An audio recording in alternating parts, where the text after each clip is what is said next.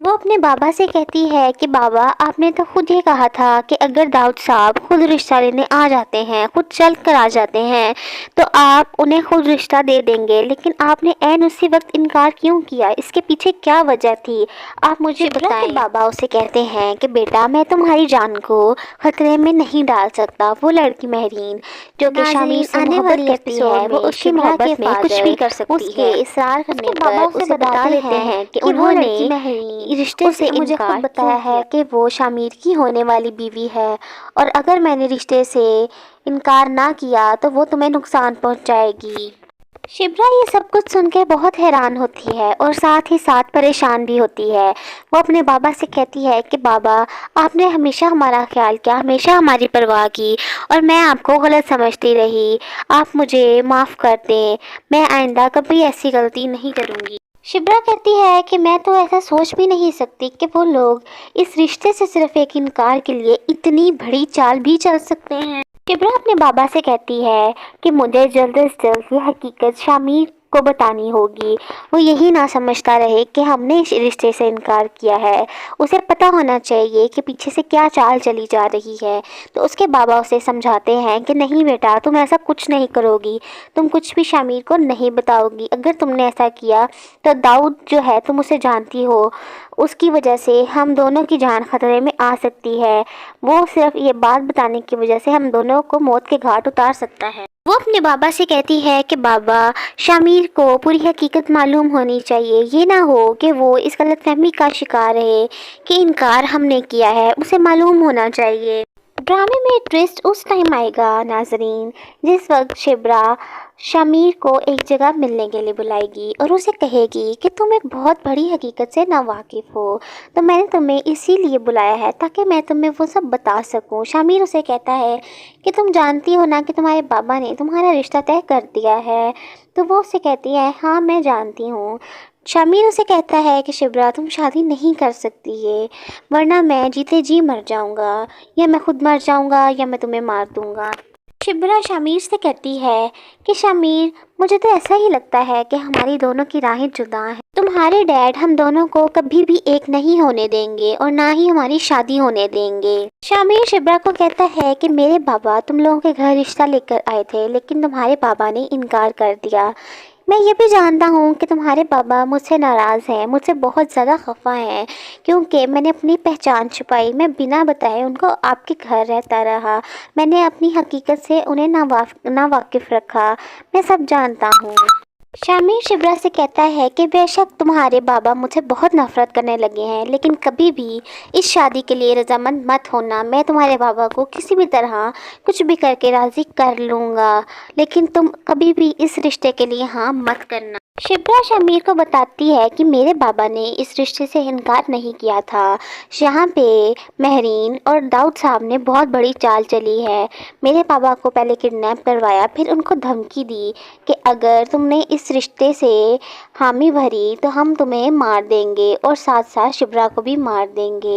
وہ اس حقیقت سے شامیر کو آگاہ کرتی ہے۔ وہ شامیر سے کہتی ہے کہ تمہیں معلوم ہے کہ میرے بابا مجھ سے کتنی زیادہ محبت کرتے ہیں، وہ کبھی بھی میری جان کو خطرے میں نہیں ڈالیں گے اور کبھی ایسا کوئی فیصلہ اور ایسا کوئی کام نہیں کریں گے جس سے میری جان خطرے میں آ جائے۔ وہ شامیر سے کہتی ہے کہ تمہارے گھر والے اس رشتے کے لیے کبھی بھی راضی نہیں ہوں گے، اسپیشلی تمہارے ڈیڈ، کیونکہ وہ ماضی کی کبھی بھی کوئی بات نہیں بھولے اور نہ ہی وہ سلمان صاحب کو بھولے ہیں، اس لیے وہ کبھی بھی اس رشتے پر راضی نہیں ہوں گے اور نہ ہی ہماری شادی ہونے دیں گے۔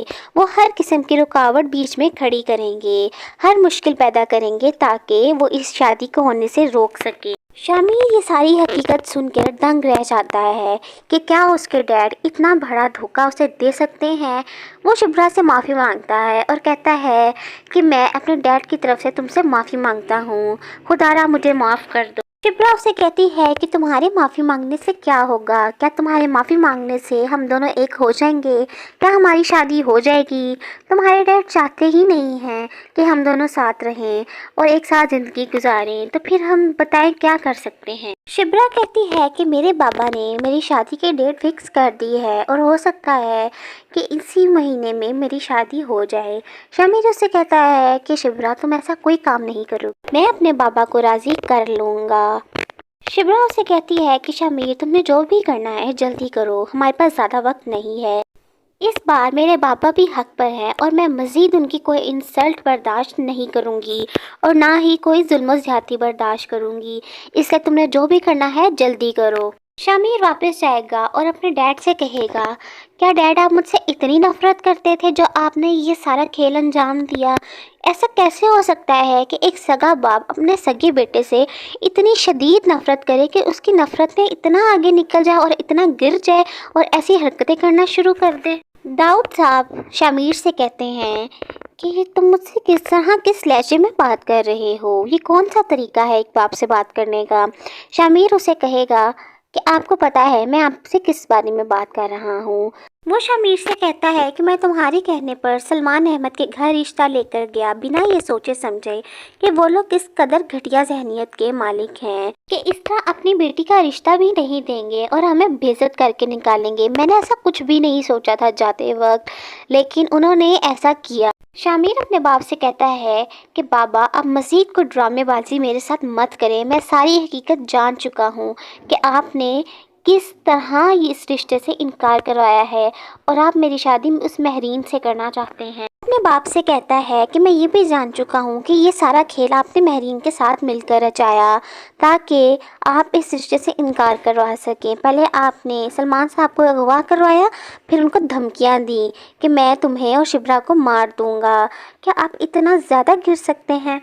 वो अपने बाप से कहता है कि आपने भी तो दूसरी शादी की थी, उस वक्त तो हमने कोई सवाल नहीं उठाया और ना ही कुछ आपसे कहा, तो आप हमारे लिए ऐसा कैसे कर सकते हैं। वो अपने बाप से कहता है कि आप जानते हैं कि मैं ज़ुबैदा बेगम से, जो मेरी माँ है, मैं उनसे कितनी शदीद मोहब्बत करता हूँ। उनकी जगह किसी और औरत ने ली, हमने वो भी बर्दाश्त किया, लेकिन आप इतने गिरे हुए इंसान हैं और इतना ज़्यादा गिर सकते हैं, मैं कभी ये अपने ख्वाबों ख्यालों में सोच भी नहीं सकता था। शमीर का बाप उससे कहेगा कि ये मेरी ज़िंदगी का फ़ैसला था कि मैं दूसरी शादी करूं या ना करूं।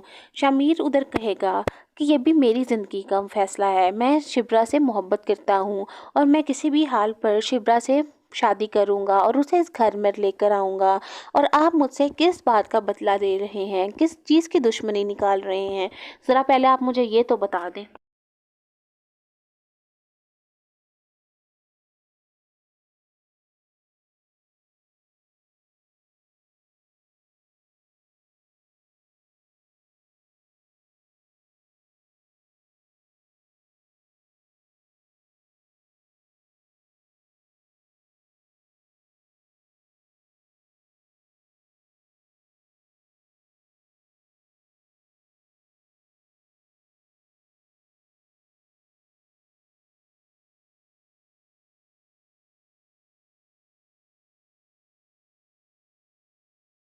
शमीर का बाप उसे कहेगा कि मैं इस 2 टके की लड़की को तुम्हें इस घर में लाने की इजाज़त नहीं दूंगा और ना ही तुम्हें लाने दूंगा।